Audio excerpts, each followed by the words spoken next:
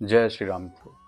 आज ये तीसरा वीडियो है जो भगवान श्री रामचंद्र जी के जीवन पे जो लिखा गया है महाकाव्य श्री रामचरितमानस, उनके बालकांड से ये तीसरा वीडियो आपके बीच रख रहा हूँ। एक इस शुभ सूचना के साथ कि कल मेरी पुस्तक निषाद राज के राम मेरे पास आ गई प्रेस में से छप करके, और मुझे लगता है कि अद्भुत पुस्तक है, हनुमान जी के आशीर्वाद से लिखी गई है। क्योंकि एक विशेष बात, मेरा हिंदी बैकग्राउंड पढ़ाई लिखाई का नहीं रहा है, बिल्कुल अलग दिशा का आदमी रहा मैं, लिखने पढ़ने वाला। तो ये जो कुछ हो रहा है ये भगवान हनुमान जी का आशीर्वाद से, राम जी का आशीर्वाद से हो रहा है। तो आप निषाद राज के राम को संभव हो तो संभव क्या मंगाइए और पढ़िए, जरूर पढ़िए। पढ़ने का विषय है। जिस प्रयोजन को लेकर के मैं भगवत प्रयोजन को लेकर के, जैसे मैंने सुंदरकांड जी को अवधी भाषा से हिंदी भाषा में करने का प्रयास किया, हिंदी छंद में आपके माध्यम आपके बीच में रखा, उसी तरह से निषाद राज के राम भी, निषाद राज का जहाँ जहाँ भगवान राम से जहाँ जहाँ उनकी मुलाकात हुई, उनकी बातचीत रही, उसको मैंने हिंदी छंदों में एक खंड काव्य के रूप में आपके बीच में दिया हुआ है। ये पुस्तक आपको फ्लिपकार्ट पे, अमेजोन पे मिल जाएगी। और अब आगे बालकांड में हम लोग आते हैं। कल से आगे पढ़ते हुए, कल की जो आखिरी लाइन थी वो पढ़ रहा हूँ, फिर उससे आगे कि मेरी रचना सब गुणों से रहित है, इसमें बस जगत प्रसिद्ध एक गुण है, वो भगवान राम का नाम। इसमें बस जगत प्रसिद्ध एक गुण है, उसे विचार कर अच्छी बुद्धि वाले पुरुष जिनके निर्मल ज्ञान है इसको सुनेंगे। इसमें श्री रघुनाथ जी का उदार नाम है। देखिए, अवधि में सुनना आवश्यक है। श्री रामचरितमानस जी में है क्या, प्रश्न है ना। तो क्या है रामचरितमानस जी में कि एहिमह रघुपति नाम उदारा, एहिमह रघुपति नाम उदारा, अति पावन पुराण श्रुति सारा। एहिमह रघुपति नाम उदारा, इसमें भगवान राम का उदार नाम है, अति पावन, जो अति पवित्र है, पुण्य है, अति पावन पुराण श्रुति सारा। अति पावन हमारे पुराण है, वेद हैं, इनका सार क्या है? इनका सार ही श्री रामचरितमानस जी है, जैसा कि इनकी आरती में भी लिखा गया है कि एहिमह रघुपति नाम उदारा, अति पावन पुराण श्रुति सारा, मंगल भवन अमंगल हारी, उमा सहित जेहि जपत पुरारी। मंगल भवन, मंगल करने वाला, अमंगल हारी, अमंगलों को हरने वाला, उमा सहित, माता पार्वती के साथ, जेहि जपत पुरारी, भगवान पुरारी, शंकर भगवान माता पार्वती के साथ जिनका जप करते हैं, ध्यान करते हैं, उन्हीं के बारे में इसमें चर्चा है, राम जी के बारे में। कि इसमें श्री रघुनाथ जी का उदार नाम है जो अत्यंत पवित्र है, वेद पुराणों का सार है, कल्याण का भवन है और अमंगलों को हरने वाला है, जिसे पार्वती जी सहित भगवान शिव जी सदा जप करते हैं। जो अच्छे कवि के द्वारा रची हुई बड़ी अनूठी कविता है, वह भी राम नाम के बिना शोभा नहीं पाती है। जो अच्छे कवि के द्वारा रची हुई बड़ी अनूठी कविता है, वह भी राम नाम के बिना शोभा नहीं पाती है। जैसे चंद्रमा के समान मुख वाली सुंदर स्त्री सब प्रकार से सुसज्जित होने पर भी वस्त्र के बिना शोभा नहीं देती है। इसके विपरीत कुकवि की रची हुई सब गुणों से रहित कविताएं भी राम के नाम एवं यश से अंकित जानकर बुद्धिमान लोग आदर पूर्वक कहते और सुनते हैं, क्योंकि संत जन भौरे की भांति गुड़ ही को ग्रहण करने वाले होते हैं। यद्यपि मेरी इस रचना में कविता का एक भी रस नहीं है, यद्यपि मेरी इस रचना में तुलसीदास जी लिख रहे हैं, जिनको सब कुछ ज्ञात था वो तुलसीदास जी लिख रहे हैं। तो आज अगर किसी को कुछ, हम लोग या हम जैसे लोग 2-4 कविताएं, 10 कविताएं लिख करके, 10 किताबें लिख करके ऐसा सोचें कि बहुत कुछ हो गया है, कर दिया है, तो ये प्रमाद के अलावा और कुछ नहीं, ये अहम के अलावा और कुछ नहीं है। तो कह रहे हैं कि यद्यपि मेरी इस रचना में कविता का एक भी रस नहीं है, तथापि इसमें श्री राम जी का प्रताप प्रकट है।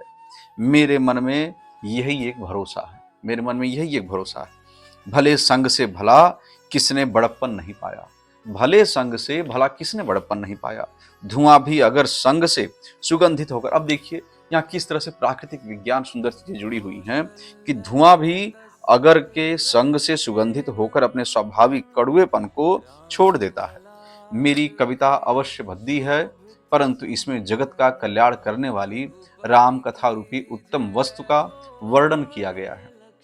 इससे यह भी अच्छी ही समझी जाएगी। अब बड़ा सुंदर छंद है, वो भी पढ़ सुनता आप सुने कि मंगल करणी कलिमल हरणी तुलसी कथा रघुनाथ की। मंगल करणी कलिमल हरणी तुलसी कथा रघुनाथ की, गतिकूर कविता सरित की ज्यों सरित पावन पाथ की। प्रभु सुजस संगति भनिति भली होई सुजन मन भावनी, भव अंग भूति मसान की सुमिरत सुहावनी पावनी।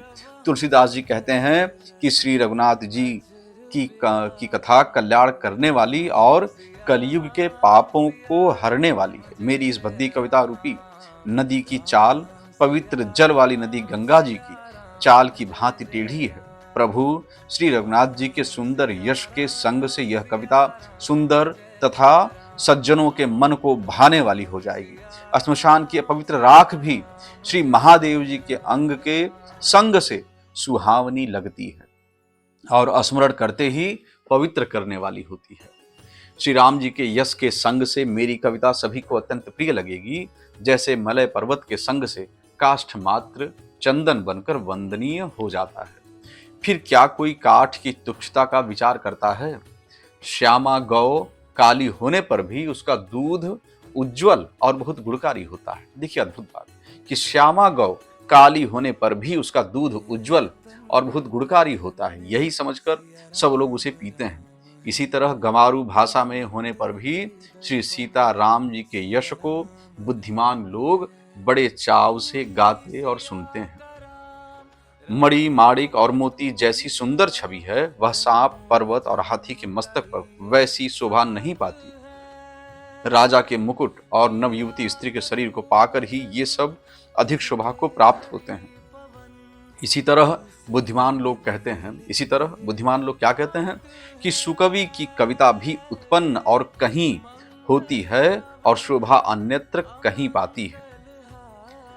क्या लिखा फिर से सुनिए कि इसी तरह बुद्धिमान लोग कहते हैं कि सुकवि की कविता भी उत्पन्न और कहीं होती है और शोभा अन्यत्र कहीं पाती है। अर्थात कवि की वाणी से उत्पन्न हुई कविता वहां शोभा पाती है जहां उसका विचार प्रचार तथा उसमें कथित आदर्श का ग्रहण और अनुसरण होता है। कवि के स्मरण करते ही उसकी भक्ति के कारण सरस्वती जी ब्रह्मलोक छोड़कर दौड़ी आती हैं। देखिए कवि में क्या सामर्थ्य है, तुलसीदास जी में क्या सामर्थ्य था, वाल्मीकि जी में क्या सामर्थ्य था। वो क्या था कि कवि के स्मरण करते ही कवि हृदय जो भगवान में लगे रहते हैं निश्चल होकर के, निश्चल भाव से, समर्पित भाव से, उनके स्मरण करते ही उसकी भक्ति के कारण, उस कवि की भक्ति के कारण सरस्वती जी ब्रह्मलोक को छोड़कर दौड़ी आती हैं। सरस्वती जी की दौड़ी आने की वह थकावट रामचरित रूपी सरोवर में उन्हें नहलाए बिना दूसरे करोड़ों उपायों से भी दूर नहीं होती। कवि और पंडित अपने हृदय में ऐसा विचार कर कलयुग के पापों को हरने वाले श्री हरि के यश का ही गान करते हैं।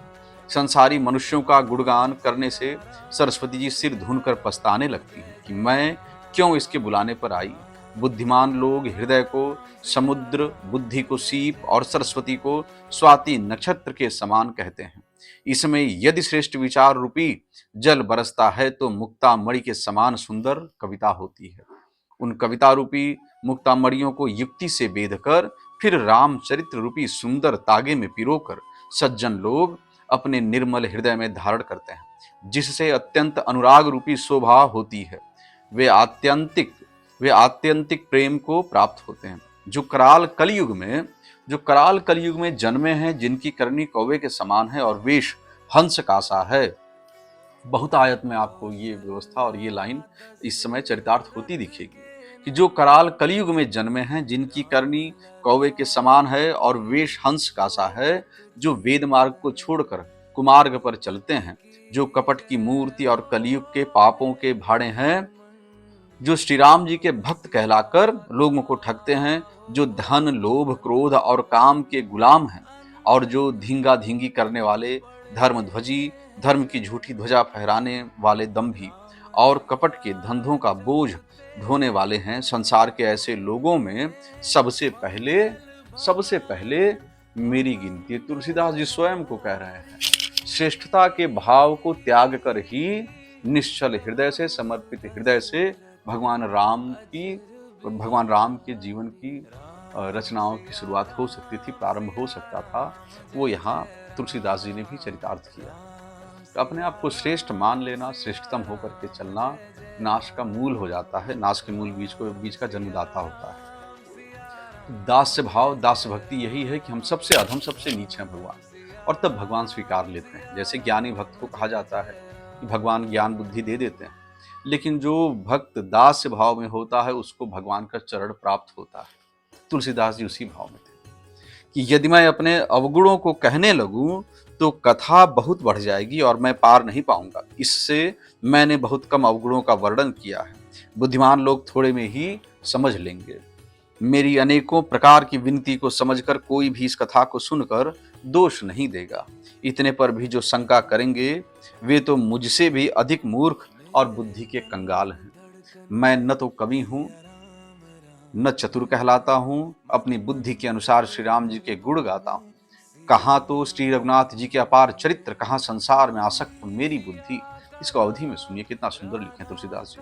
कवि न हो नहीं चतुर कहावों, मति अनुरूप राम गुण गावों।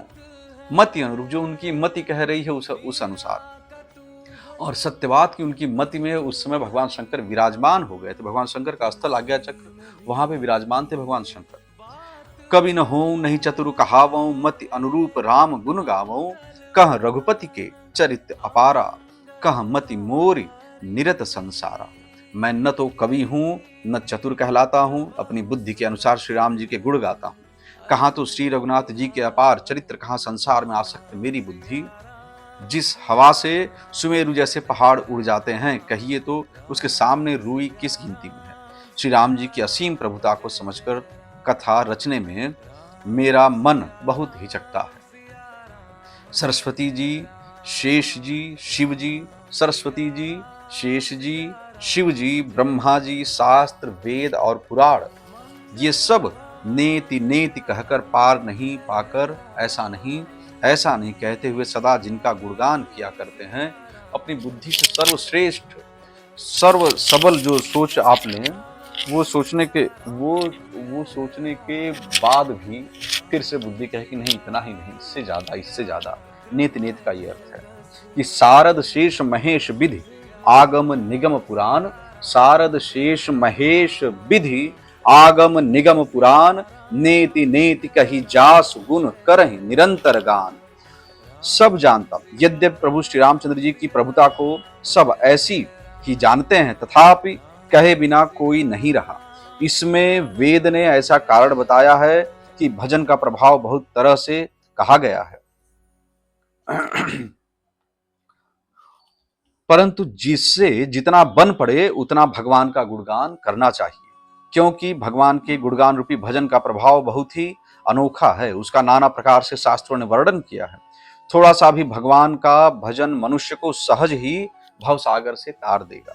जो परमेश्वर एक हैं, जिनके कोई इच्छा नहीं है, जिनका कोई रूप और नाम नहीं है, जो अजन्मा सच्चिदानंद और परम धाम है, जो सब में व्यापक एवं विश्व रूप हैं, उन्हीं भगवान के दिव्य शरीर धारण करके नाना प्रकार की लीला की है। वह लीला केवल भक्तों के हित के लिए ही है, क्योंकि भगवान परम कृपालु हैं और शरणागत के बड़े प्रेमी हैं, जिनकी भक्तों पर बड़ी ममता और कृपा है, जिन्होंने एक बार जिस पर कृपा कर दी उस पर फिर कभी क्रोध नहीं किया। वे प्रभु श्री रघुनाथ जी गई हुई वस्तु को फिर प्राप्त करने वाले, गरीब निवाज, दीन बंधु, सरल स्वभाव, सर्वशक्तिमान और सबके स्वामी हैं। यही समझकर बुद्धिमान लोग उन श्री हरि का यश वर्णन करके अपनी वाणी को पवित्र और उत्तम फल, मोक्ष और दुर्लभ भगवत प्रेम देने वाली बनाते हैं।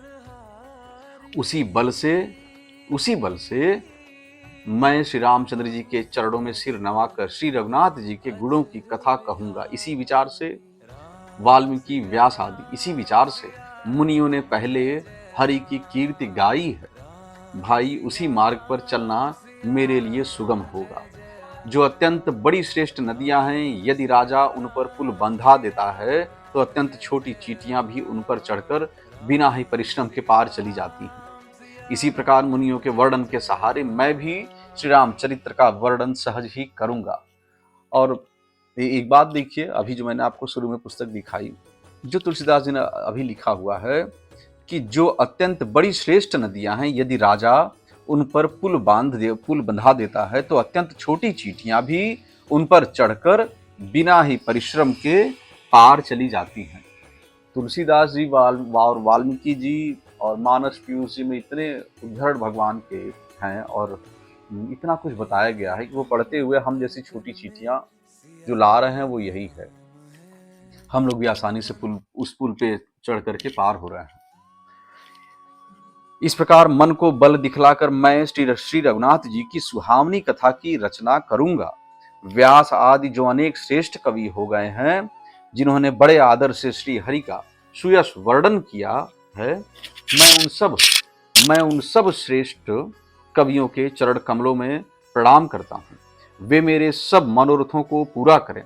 कलयुग के भी उन कवियों को मैं प्रणाम करता हूँ जिन्होंने श्री रघुनाथ जी के गुण समूहों का वर्णन किया है, जो बड़े बुद्धिमान प्राकृत कवि हैं, जिन्होंने भाषा में हरिचरित्रों का वर्णन किया है, जो ऐसे कवि पहले हो चुके हैं, जो इस समय वर्तमान में हैं और जो आगे होंगे, उन सबको मैं सारा कपट त्याग कर प्रणाम करता हूँ। आप सब प्रसन्न होकर यह वरदान दीजिए कि साधु समाज में मेरी कविता का सम्मान हो, क्योंकि बुद्धिमान लोग जिस कविता का आदर नहीं करते हैं, मूर्ख कवि ही उसकी रचना का व्यर्थ परिश्रम करते हैं। कीर्ति, कविता और संपत्ति। कीर्ति, कविता और संपत्ति वही उत्तम है जो गंगा जी की तरह सबका हित करने वाली हो। रचनाएं ऐसी ही होनी चाहिए जो सबका हित करने वाली हो। कीर्ति, कविता और संपत्ति वही उत्तम है जो गंगा जी की तरह सबका हित करने वाली हो। श्री रामचंद्र जी की कीर्ति तो बड़ी सुंदर, सबका अनंत कल्याण करने वाली है, परंतु मेरी कविता भद्दी है। यह असामंजस्य है, अर्थात इन दोनों का मेल नहीं मिलता। इसी की मुझे चिंता है। चतुर पुरुष उसी कविता का आदर करते हैं जो सरल हो और जिसमें निर्मल चरित्र का वर्णन हो, तथा जिसे सुनकर शत्रु भी स्वाभाविक वैर को भूलकर सराहना करने लगे। ऐसी कविता बिना निर्मल बुद्धि के होती नहीं है और मेरी बुद्धि का बल बहुत ही थोड़ा है। इसीलिए बार बार निहोरा करता हूं कि हे कवियों, आप कृपा करें जिससे मैं हरि यश का वर्णन कर सकूं। कवि और पंडित गण, आप तो रामचरित्र रूपी मानसरोवर के सुंदर हंस हैं। मुझ बालक की विनती सुनकर और सुंदर रुचि देखकर मुझ पर कृपा करें। मैं उन वाल्मीकि मुनि के चरण कमलों की वंदना करता हूँ। मैं उन वाल्मीकि मुनि के चरण कमलों की वंदना करता हूँ जिन्होंने रामायण की रचना की है, जो खर राक्षस सहित होने पर भी खर कठोर से विपरीत बड़ी कोमल और सुंदर है, जो खर सहित होने पर भी खर से विपरीत बड़ी कोमल और सुंदर है, तथा जो दूषण राक्षस दूषण सहित होने पर भी दूषण अर्थात दोष से रहित है। इसका अर्थ है कि इसमें रामचरितमानस जी में आगे जैसे भगवान ने खर का वध किया, खर दूषण का वध किया, रावण का वध किया, तो चर्चा तो सबकी है, राक्षसों की भी चर्चा है, लेकिन परम मंगलकारी है भगवान राम के होने के कारण। तो मैं उन वाल्मीकि मुनि के चरण कमलों की वंदना करता हूँ जिन्होंने रामायण की रचना की है, जो खर सहित होने पर भी खर से विपरीत बड़ी कोमल है और सुंदर है, तथा जो दूषण सहित होने पर भी दूषण अर्थात दोष से रहित है। मैं चारों वेदों की वंदना करता हूँ जो संसार समुद्र के पार होने के लिए जहाज के समान है, तथा जिन्हें श्री रघुनाथ जी का निर्मल यश वर्णन करते स्वप्न में भी खेद नहीं होता, थकावट नहीं होती। मैं ब्रह्मा जी के चरण रज की वंदना करता हूँ जिन्होंने भव सागर बनाया है, जहां से एक ओर संत रूपी अमृत चंद्रमा और कामधेनु निकले, दूसरी ओर दुष्ट मनुष्य रूपी विष और मदिरा उत्पन्न हुए। देवता, ब्राह्मण, पंडित, ग्रह, इन सब के चरणों की वंदना करके हाथ जोड़कर कहता हूँ कि आप प्रसन्न होकर मेरे सारे सुंदर मनोरथों को पूरा करें। अवधि में ये छंद पढ़ता हूँ और पढ़ करके आज की विश्राम देता हूँ कि विबुध विप्र बुध ग्रह चरण बंदी कहूँ कर जोरी, होई प्रसन्न पुरवहु सकल मंजु मनोरथ मोर। जय श्री राम।